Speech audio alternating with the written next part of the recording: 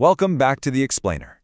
Okay, let's just dive right into this immediately. Because honestly, I know exactly why you're here. You've got these big, incredibly clear dreams, right? You can vividly picture the life you want, the success you crave, the goals you're aiming for. It feels almost real in your head.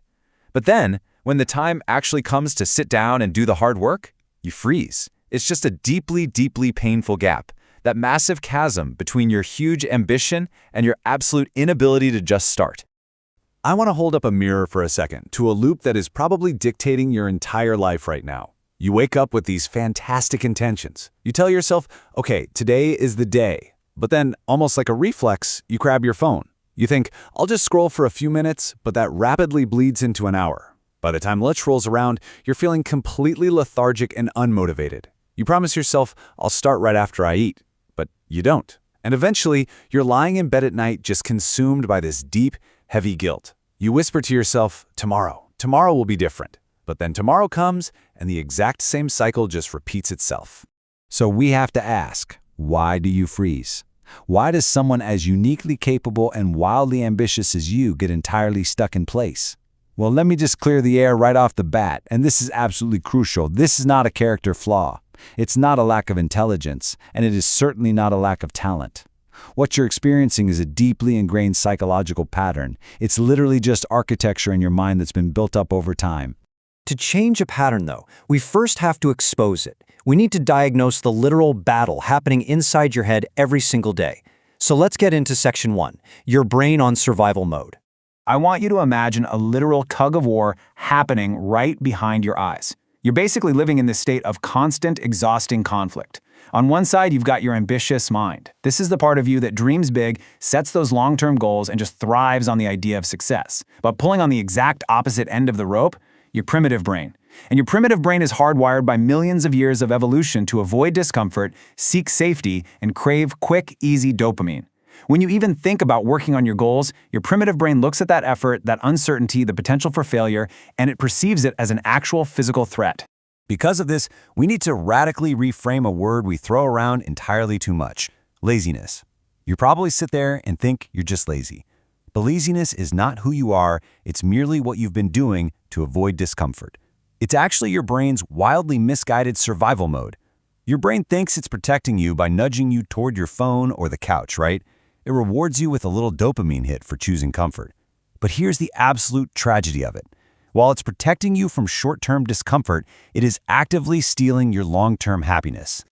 Now, that survival mode relies on a few very convincing lies to keep you paralyzed. And we need to dismantle the biggest trap of them all, which brings us to Section 2, perfectionism is disguised fear. You probably tell yourself that you just have high standards. You have such a crystal clear vision of what your success should look like that anything less just feels like a complete failure. So what do? You wait. You wait for the perfect plan, the ideal weather, the exact right mood. But listen to me. Perfectionism is not about excellence. Perfectionism is fear, brilliantly disguised as excellence. It's really just your brain giving you a socially acceptable excuse to never start. Because if you never start, you never fail. Deep down, the real fear is that if you try and it doesn't work, you'll have to face the terrifying possibility that maybe you aren't as capable or special as your fantasies suggest.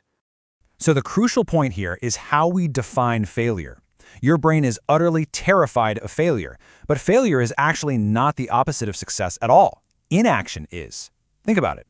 When you fail, you actually learn something. You gather data. You figure out what went wrong and you adjust. But when you stay frozen in inaction, just waiting for perfect conditions, you learn absolutely nothing. Well, except maybe everything there is to know about the Netflix top 10 list. Every successful person you admire has failed more times than you've even tried.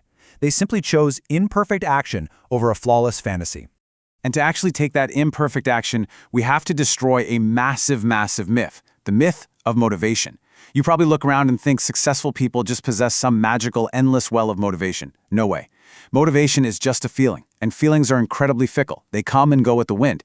You cannot build a life on a feeling. You don't need motivation, you need structure. You need robust systems. Discipline isn't some rare trait you're born with. It's something you build brick by brick.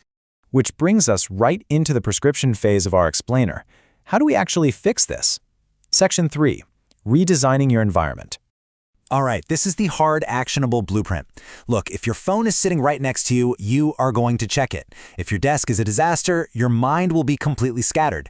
This is a design problem, not a willpower problem. So turn off your notifications. Physically put your phone in an entirely different room. Clean off your workspace. Set a specific, sacred, non-negotiable time just for focus. Close all those unnecessary browser tabs. You have to arrange your life so that the default action is the productive action.